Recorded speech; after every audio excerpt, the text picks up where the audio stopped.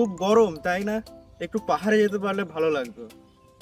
তো আমি আপনার হোস্ট রিক দাস, আর ওয়েলকাম টু এস এন্টারটেনমেন্ট। এই যে ট্রিপটা, সেটা আমার খুবই একটা বড় ড্রিম ট্রিপ ছিল।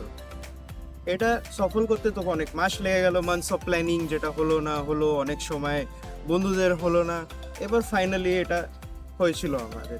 তো চলুন, let's enjoy this trip together. আজকের ব্লগটা হতে যাচ্ছে আমাদের সিকিম ট্রিপ ব্লগের পার্ট 1। তো চলুন ব্লগ এনজয় করি সবাই মিলে। এই যে হলো আমাদের জার্নি শুরু। সবাই আমাদের এসেও গেছে, বন্ধুরা, দাদারা, দিদিরা। সকালের 8টা থেকে 8:30 বাজে। এখানটা আমরা সবাই ডিসাইড করছি যে কোন রুট থেকে যাব। ফাইনালি সব রুট ডিসাইড করে আমরা সবাই এবার বেরিয়ে পড়লাম আমাদের ডেস্টিনেশনের দিকে। রাইড তো এখনো শুরু হয়নি, কিন্তু সবার মধ্যে এতটা এক্সাইটমেন্ট যে কি আর বলবো। এটা আমরা মেন গেট থেকে দুবরাজপুরের দিকে এসেছি।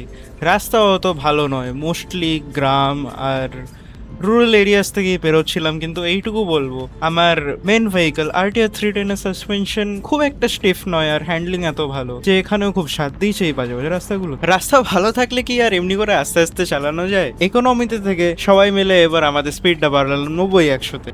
সে কি সকালের চা আর একটু খাওয়ার না হলে কন্টিনিউয়াস কি রাইড করা যায়? এটার ব্যাপারে ডিসকাস করে আমরা দাঁড়ালাম সবাই সিউড়িতে একটু খেতে আর রেস্ট নিতে। সকাল সকাল একটু রুটি তড়কা আর চা খেয়ে পুরো একদম এনার্জাইজড হয়ে গেলাম। যতটা না থাকানো হয়েছিল হালকা রাইড করে সব মিটে গেল। তো এবার চললাম আবার ডেস্টিনেশনের দিকে, আর দেরি করে লাভ নেই। সিউড়ি থেকে বেরোতে বেরোতে এখানে একটা ছোট মতো ড্যাম দেখলাম, যেটা না খুব ভালো লাগলো। নাম জানি না, কিন্তু খুবই ভালো লেগেছে। ট্রিপের মধ্যে অ্যাডভেঞ্চার না হোক সেটা কি আর হতে পারে? এই দেখুন, একজনের বাইকে বাঞ্জি কর্ড ছিঁড়ে গেল।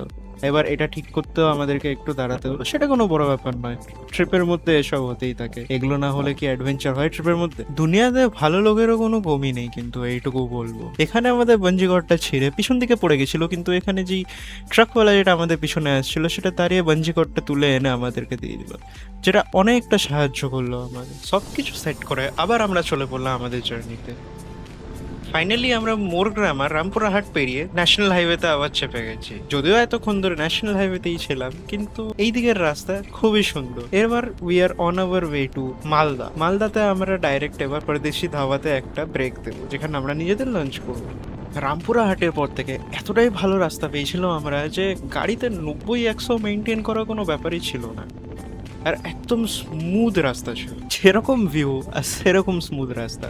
তো এর থেকে বেশি আর কম্বিনেশন কাজ চাই একটা রাইডে। আজকে বন্ধুরা, এটাই আমাদের একটা রিজন যেই জন্য আমরা সবসময় বাইক রাইড চুজ করি আর বাইক রাইডস ভালোবাসি। জাস্ট এই একটা রিজনের জন্য, টোটাল ফ্রিডম, নিজেদের মতো যাব, আর এত সুন্দর সুন্দর ভিউজ নিজেদের মতো এক্সপিরিয়েন্স করতে পারবো। ফারাক্কার কিছুটা আগে আমরা সবাই মিলে একটু দাঁড়ালাম, কয়েকটা পিকচার তুললাম, একটু রেস্ট নিলাম, তারপর আবার আমরা নিজেদের জার্নি তারে গিয়ে পড়লাম। এখানটা আমরা পেরোচ্ছিলাম ফারাক্কার। ফারাক্কার পরে আমাদের ডেস্টিনেশন হলো পরদেশি ধাবা, যেখানটা আমরা লাঞ্চ করব।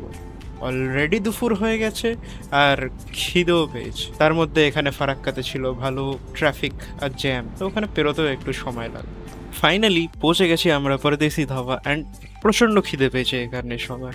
তো আমরা জলদি করে ঢুকলাম, একটু মুখ হাত পা ধুলাম, সবাই মিলে খেতে বসলাম। সত্যি বললে পরদেশি ধাবার ইন্টিরিয়ারটা খুব ভালো সাজানো, রেস্টুরেন্টটা ভেতর থেকে খুবই ভালো একটা এক্সপিরিয়েন্স। আর আমি বলবো যারা দুর্গাপুর নাহলে কলকাতা থেকে সিকিমের দিকে যাচ্ছে, পরদেশি ধাবায় তাদের স্টপেজ দেওয়া উচিত, আর একবার এখানকার অ্যাম্বিয়েন্স এক্সপিরিয়েন্স করা উচিত। সন্ধ্যের পরে যতগুলো লাইট চলেছে, জায়গাটা খুবই আলোকিত হয়ে গেছে। হাসি ঠাট্টা করে সবাই মিলে একটু দাঁড়িয়ে আর একটু চা ফা খেয়ে সবাই আবার বেরিয়ে পড়লাম আমাদের ডেস্টিনেশনে, যেটা হলো আজকের জন্য শিলিগুড়ি।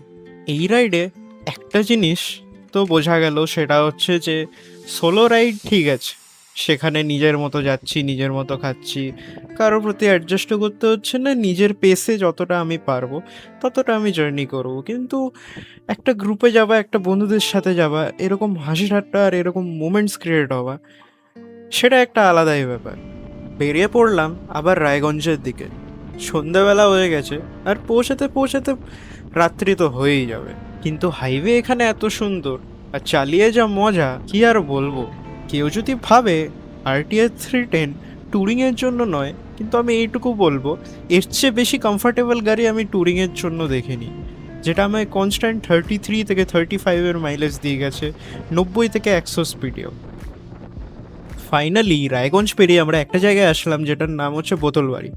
এরপর সেটা পুরোপুরি গ্রামীণ এরিয়ার, এটা একটা ভালো শর্টকাট। বোতলবাড়ি নাকি বাংলাদেশের বর্ডারের সাইডে পড়ে, তো বেসিক্যালি আমি বাংলাদেশের বর্ডারের সাইড থেকেই পেরোচ্ছি। এখনো যেতে মিনিমাম 2.5 ঘন্টা তো লাগবেই আমাদের। রাত্রেবেলা বোতলবাড়ির রাস্তা একটা হন্টেড প্লেস থেকে তো কম ছিল না।